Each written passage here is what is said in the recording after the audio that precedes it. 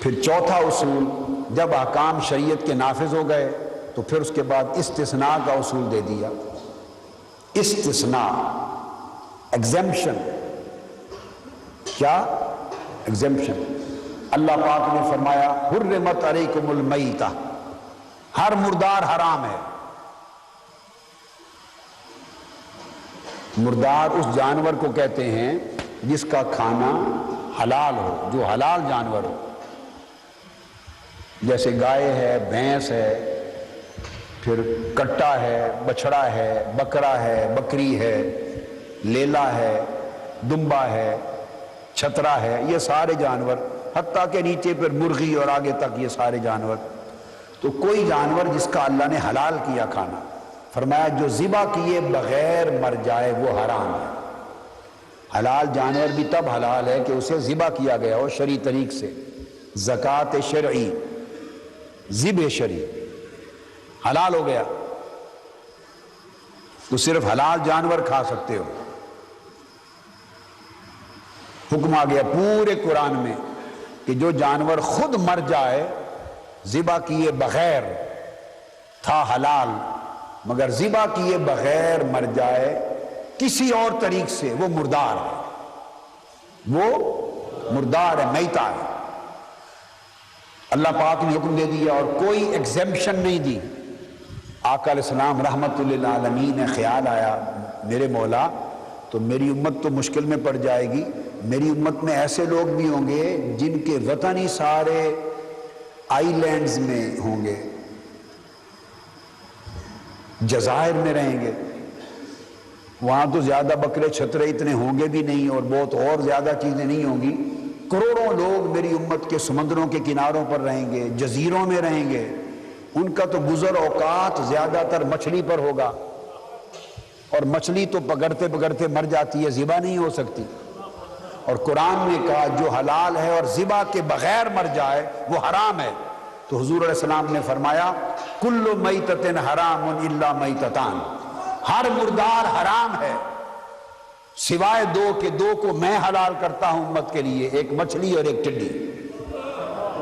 اب کل امت آقا علیہ السلام کی جو جزائر میں رہتی ہے، جو سمندروں کے کناروں میں رہتی ہے، ان کو آسانی ہو گئی، اور حضور کے اس حلال کرنے، استثناء کرنے کا سبب اب ساری امت مچھلیاں کھا رہی ہے۔ اب آپ رہو بھی کھاتے ہیں، مجھے تو بہت لمبے نام نہیں آتے، اور بڑی بڑی، اور آپ شرمپ بھی کھاتے ہیں،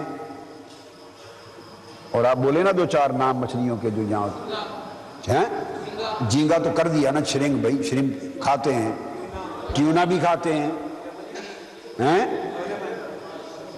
ہاں، سامن مچھلی بھی کھاتے ہیں، رو بھی کھاتے ہیں، اور وہ بڑی طاقت والی ہوتی ہے، ساری مچھلیاں کھاتے ہیں۔ اب اگر جو لوگ یہ سمجھتے ہیں کہ حلال اور حرام کرنے کا شرعی اختیار حضور علیہ السلام کو نہیں ہے، ٹراؤٹ بھی کھاتے ہیں، جو سمجھتے ہیں کہ حلال اور حرام کرنے کا اختیار حضور علیہ السلام کو نہیں ہے، تو کم سے کم اتنی مہربانی کریں کہ مچھلی کھانا تو چھوڑ دیں۔ مچھلی تو کہیں اللہ نے حلال نہیں کی، مچھلی تو حضور نے حلال کی، اللہ نے تو حرام کر دی تھی، اللہ نے حرام کر دی تھی۔ کل میتہ حرمت علیکم المیتہ، مچھلی تو حرام کر دی تھی۔ پورے قرآن میں کہیں استثناء نہیں تھا کہ مچھلی بغیر ذبح کے کھا سکتے ہو، یہ تو حضور نے امت کے لیے، اگر وہ رب العالمین ہے تو حضور بھی تو رحمت للعالمین ہے نا، اور اسی نے اختیار دیا ہے اور اسی نے اپنا نمائندہ بنایا ہے، تو مچھلی حضور نے حلال کر دی۔ فرمایا آقا علیہ السلام نے، بتا رہا ہوں کہ استثناء کیسے ہیں، یہ رحمت کے لیے، امن اور سلامتی کے لیے۔ ریشم مرد کے لیے حرام ہے، مرد ریشمی کپڑا نہیں پہن سکتا، یہ عزت اللہ نے عورتوں کو دی۔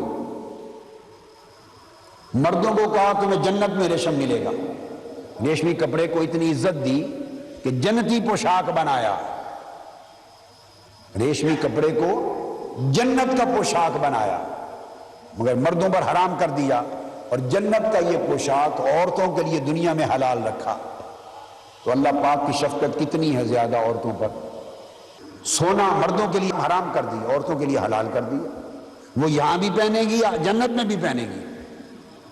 ڈبل ہو گیا نا حق، مرد یہاں نہیں پہن سکتے وہاں پہنیں گے۔ 2 صحابی حاضر ہو گئے آقا علیہ السلام کی بارگاہ میں، یا رسول اللہ مجھے جلد کی تکلیف ہے، اگر میں ریشمی کپڑا نہ پہنوں تو جوئیں پڑ جاتی ہیں۔ ایک نے کہا ریشمی کپڑا نہ پہنوں تو جلد کو تکلیف ہو جاتی ہے۔ فرمایا تکلیف ہو جاتی، جاؤ تمہارے لیے حلال ہے۔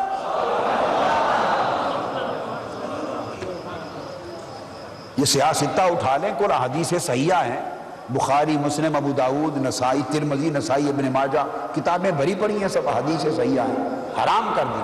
ان 2 نے درخواست کی حضور تکلیف ہو جاتی، فرمایا تمہارے لیے حلال ہے، کیونکہ مزاج ہی شریعت کا آسانی پیدا کرنے کا ہے، کسی کو مشکل میں ڈالنا نہیں ہے۔ آپ سمجھ گئے نا بات کو؟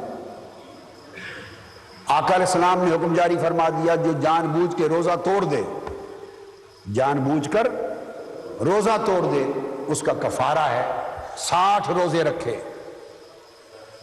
ایک روزہ توڑنے کی سزا 60 روزے رکھے۔ نہیں رکھ سکتا تو پھر 60 مسکینوں کو کھانا کھلائے، یا غلام آزاد کرے۔ اب غلام کا تو دور نہیں رہا، غلام اور باندی کا، یہ الگ بات ہے۔ تو عورتوں کو ویسے غلام ہی بنایا ہوا ہے، اب ان کو بھی آزاد نہیں کر سکتے، پھر کھانا کون پکا دے گا؟ دیکھ صحابی حاضر ہو گیا، صحیح بخاری میں ہے، اٹھائیے، مسلم شریف میں ہے، متفق علیہ حدیث ہے، متفق علیہ۔ ایک صحابی آ گیا، یا رسول اللہ میں ہلاک ہو گیا، میں مارا گیا۔ تجھے کیا ہو گیا؟ یا رسول اللہ میں روزہ توڑ بیٹھا ہوں۔ روزے کی حالت میں ایک ایسا عمل کر دیا ہے جو روزے کو توڑتا ہے، روزہ توڑ دیا، میں ہلاک ہو گیا۔ آقا علیہ السلام نے فرمایا جاؤ پھر کفارہ دو، غلام آزاد کرو۔ حضور میں تو غریب آدمی، میرے پاس غلام کہاں سے آیا؟ اچھا نہیں، فرمایا جاؤ پھر 60 روزے رکھو۔ اس نے کہا کہ حضور ایک روزہ تو توڑ بیٹھا ہوں، 60 کہاں سے رکھوں؟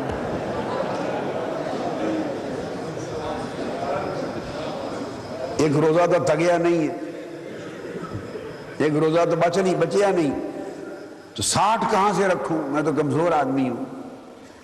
فرمایا جاؤ پھر 60 مسکینوں کو کھانا کھلاؤ۔ صحابی تھے نا، ان کو پتا تھا کہ بارگاہ میں سب اختیارات ہیں، سب کچھ ہے، رحمت والی بارگاہ ہے۔